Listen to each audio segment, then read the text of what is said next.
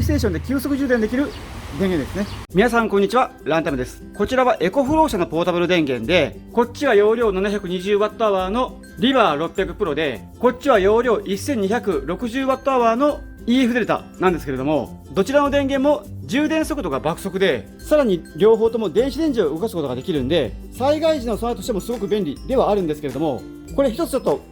難点がありまして、というのも大電流の家電とかを使った場合には長時間動かせれないんですよね。ですんでエコフロー社の電源はすごく使いやすいけれども、容量が少ないからもっと大きい容量のものがあったらさらに使いやすいのになと思ってましたら、今回なんとね、とんでもないスペックの電源を新しく作ったようで、ちょっとね送られてきたんで、こちらのとんでもなく大きい電源の方をねちょっとねレビューさせていただきたいと思います。はい、ということでね、早速見ていこうと思うんですけれども、こちらはエコフロー社の最新ポータブル電源の EF デルタプロっていうモデルで、前のモデルの EF デルタが容量 1260W だったのに対して、今回の EF デルタの容量は 3500Wh で112万 5000mAh というね、とんでもない容量の電源になってます。ですんで容量で言ったら3倍に増えたっていう格好ですね。で、サイズは実寸で63センチ ×25 センチ ×42 センチで、重量はなんとね45キロもあります。ですんで持ち運ぶのにはすごく大変な電源ではあるんですけれども、こんな感じで持ち運び用のバーが出せるようになってるんで、ぐっと持ち上げることが可能でね、持ち運びは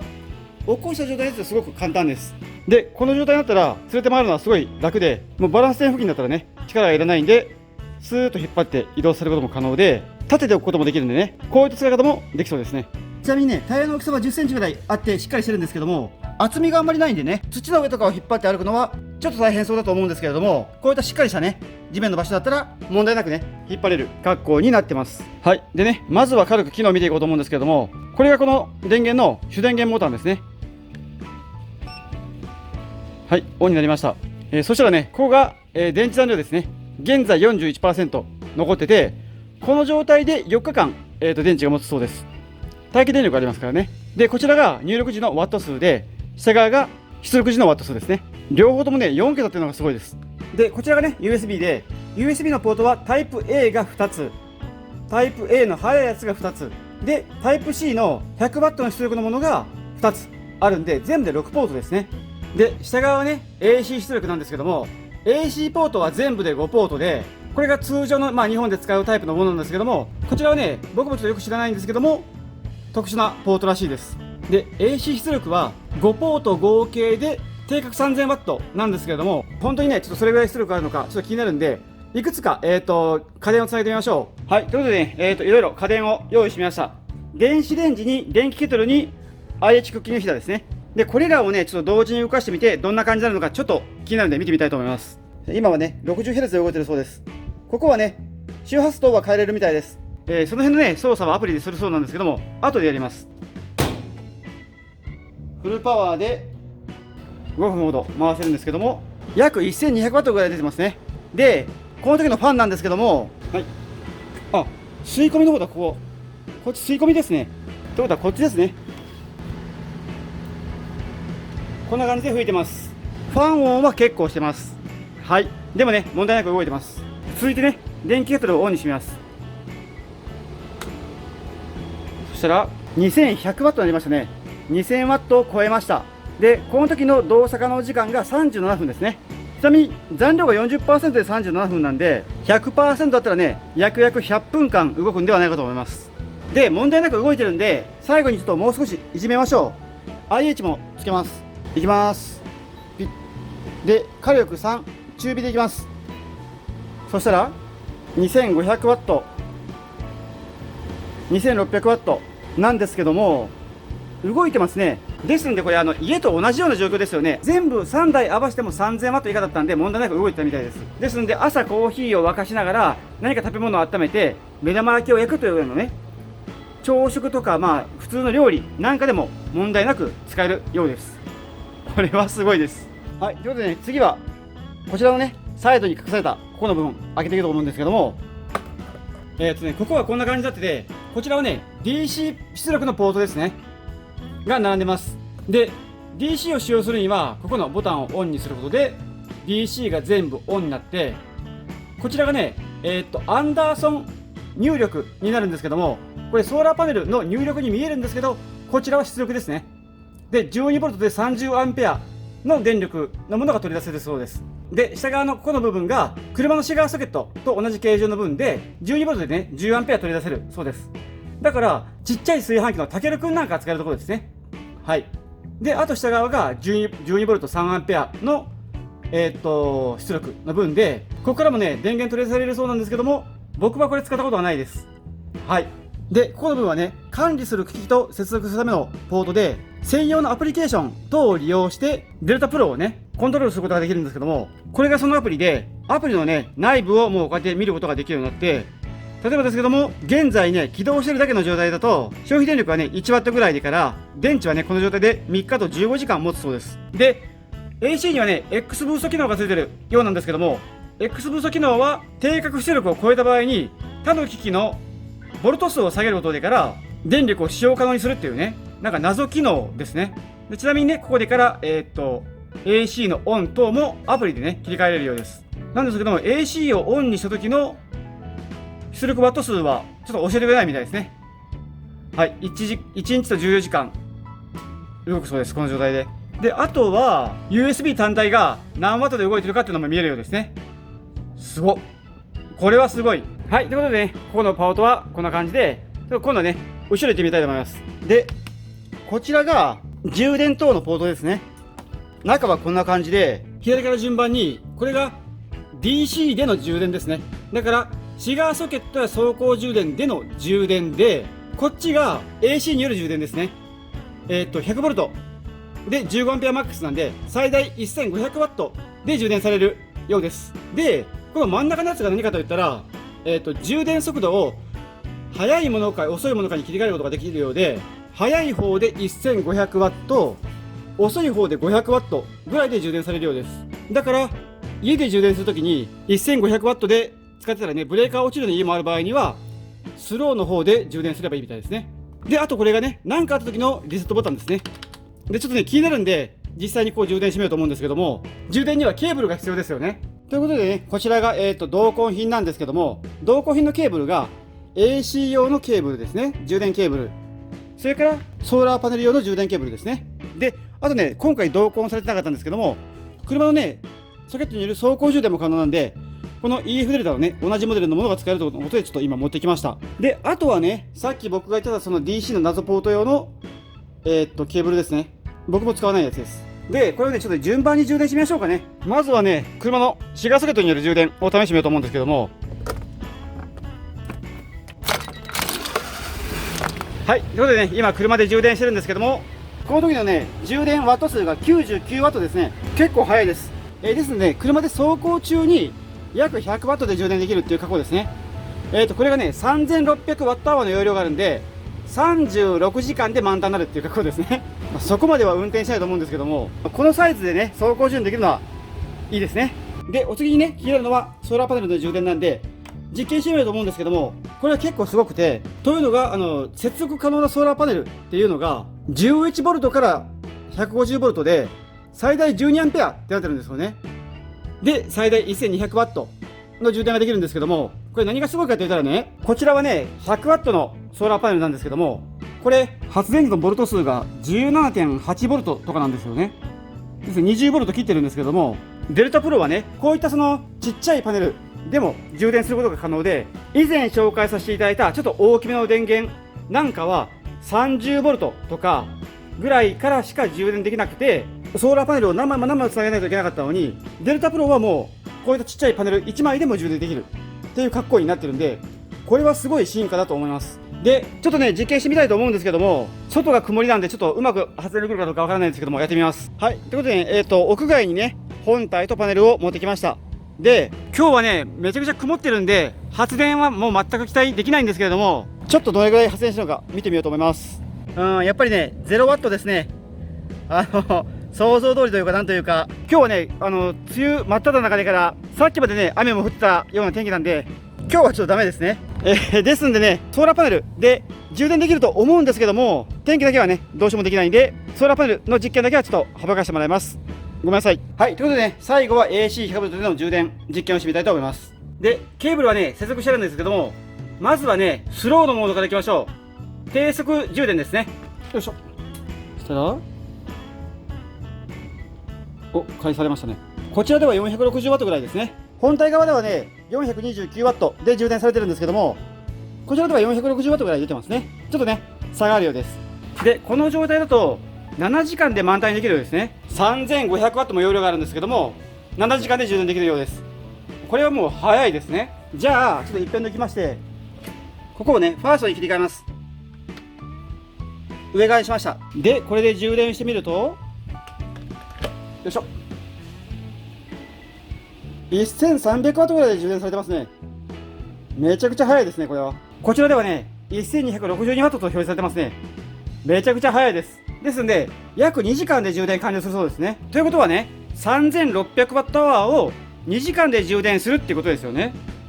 すごい速度ですね。で、ちなみにね、エコフロスさんは、電圧等の管理がめちゃくちゃしっかりしてる会社さんなんで、この速度でね、充電してても、電池に負担はかけてないと思うんで、僕はね、すごい安心できる充電速度なんじゃないかと思います。はい、ということでね、充電に関してなんですけども、シガーソケットによるね、充電だったら約 100W で充電できて、ソーラーパネルでのね、充電に関しては、今回ちょっと実験できませんでしたけども、最大 1200W で充電できて、AC ではね、最大 1500W で充電できるんで、めちゃくちゃね、充電能力の高い電源だということが分かったと思うんですけども、これもう一個すごいのが、実は隠し機能がありまして、それがね、ここにあるんですけど、ここはね、何かといったら、実は EV ステーションで充電できるポートで、ここに EV ステーションについてるガン、鉄砲ですね。あれを差し込むことによって充電が可能になるっていうポートで、EV 車両が充電できる場所であれば、この電源を急速充電することが可能で、なんとね、3000W ぐらいで充電できるらしいんですよね。ですんで、家庭用充電器の倍以上の速度でドンと充電できるんで、1時間の充電でもう8割ぐらい充電しきれることが可能らしいんですよね。で、EV ステーションに関してはカーディーラーさん等にあるんですけれども、ディーラーさんで使用する場合には月額いくらいくらっていうようなその有料の充電プランに入ってないと充電させてもらえなかったりするんですよね。で、道の駅等では無料の EV ステーションっていうのがあって、そちらで充電させてもらうことはできるんですけども、車両専用というふうに書かれてるんで、多分勝手にこれを充電したらちょっと問題があるんじゃないかと思うんですよね。なんですけども、道の駅によってはね、1分いくらいくらっていう感じで充電させてくれる場所もありまして、そちらの方がね、うちから一番近い充電可能な道の駅にもなりますんで、今からそちらの道の駅さんの方に行って EV ステーションの方をね、ちょっと見にね、行きたいと思います。行きましょう。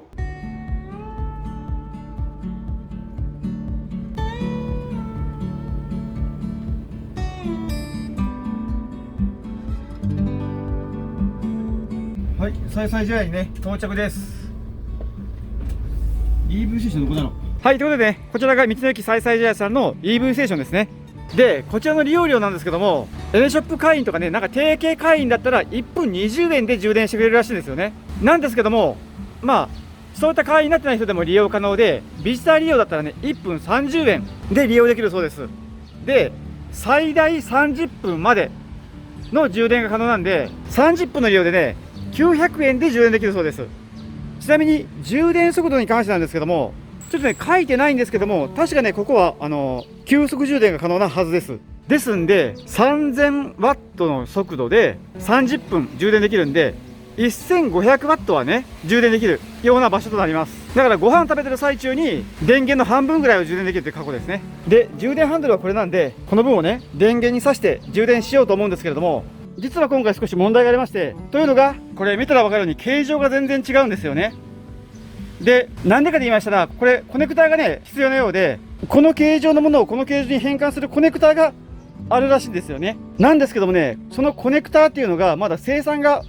間に合ってないみたいだから、この今回のね動画に間に合わなかったんで仕方がないんですけども、充電はできるらしいんですけども、今回ちょっと撮影ができないっ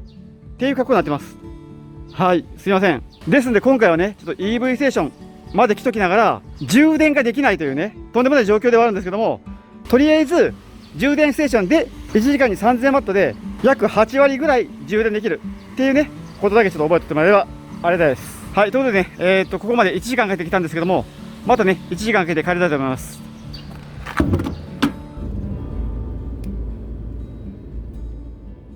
はい、ということでね、帰ってきました。EV ステーションでね、充電できなかったのはすごい残念なんですけども、まあちょっとね、気を取り直していきましょう。で、デルタプロはね、走行充電もできて、太陽光充電もできて、もちろん家庭用電源でも充電できる充電能力がね、すごい電源ではあるんですけども、これ実はもう一つね、ちょっととんでもない機能が隠されてまして、というのもね、この電源は1台で 3600Wh の容量があるんですけども、これ同じサイズの増設用バッテリーというのがあって、それがね、こちらのバッテリーで、こちらも容量 3600Wh もある化け物級の電池で、サイズはね、デルタプロと一緒で、縦横高さは一緒で、重量もね、多分一緒で 45kg もあるんですけれども、違うのは出力部分で、デルタプロ本体の方には AC や DC の出力がたくさんついてるんですけども、増設バッテリーの方にはね、出力系統っていうのは特についてません。で、どうやってね、出力するのかといったら、こういったちょっとごついケーブルがあるんですけども、実はね、デルタプロの本体の裏にはこんな感じでポートがあって、ここにね、増設バッテリーを2台増やせるようにできてるんですよね。で、こちらをね、増設バッテリーの裏側にも、同じように出力ポートがあって、ここにね、さっきのケーブルを接続して、本体と繋ぐことで、パッとね、容量が増やせるようなんで、ちょっとね、やってみましょう。多分難しいことはないと思うんで、こうですね。よし、OK。はい、接続完了ですね。そしたらね、ちょっとびっくりなんですけども、電源こっち勝手に起動しましたね。接続したら、勝手に通信を行ってからこっちを起こしてくれるみたいですね。電源ボタンを押してないのにオンになりました。こんな感じですね。こちらの電池残量が 43%、こっちは 45% あるようですね。ですんでこれ2台とも満タンの状態だったら、容量がもうケーブルつなぐだけで 7200Wh に増えたってことですね。すごいな。で、ちょっとね、僕はこの状態で少し気になることがあるんで、ここからはね、ちょっと手短に実験してみようと思うんですけども、例えばですけども、2つつなげた状態で家電を使ったら、どっちの電気を使うのかっていうのをちょっと見てみたいと思います。よし。はい、じゃあね、実験にはね、電気ケトル使いましょう。つきました。そうしたら、見えますかね、出力が 930W あるんですけども、入力が 400W ぐらいありますね。こっちの増設バッテリーの方も 400W の出力があるんで、だから 900W 使用しながら 400W こっちからもらってきてますね。へへ面白ですんで、どれか1個から電気を全部持ってくるんじゃなくて、つながってるバッテリーから、均等に電力を集めたものを使うみたいな格好ですね。多分これがバッテリーを長持ちさせる何かしらのそのコツなのかもしれないと思います。ごめんなさい、よく分かってません。で、ちょっとね、気になるんで、IH とノンフライヤーも持ってきたんで、全部ね、3台動かして 3000W 級にしてから、どんな感じなのか、ちょっとやってみます。もうパッといきます。オンで、こっちも。そうしたら、3台合わせた時の消費電力が2850W ぐらいなんで、問題なく動いてますね。3000W 以下なんで。なんですけども、1200W ぐらい、こちらから電気をもらって動かしてますね。ですんで、電気をもらいながら動かしてるという格好ですね。はい。じゃあね、ちょっとね、いっぺんこれ止めます。で、最後に気になるのが充電で、この2台今つなげた状態で AC 充電したら、どちらが充電されるのかっていうのがちょっと個人的にすごい興味があるんで、ちょっとね、やってみます。はい、接続しました。そうしましたら、はい、電圧が上がり始めました。そしたら入力が 1300W ぐらいですね。で、今電気流れてるんですけども、本体側には 1260W の電力が入ってるんですけども、出力で 470W ぐらい出してますね。で、送った先がどうやら増設バッテリーの方に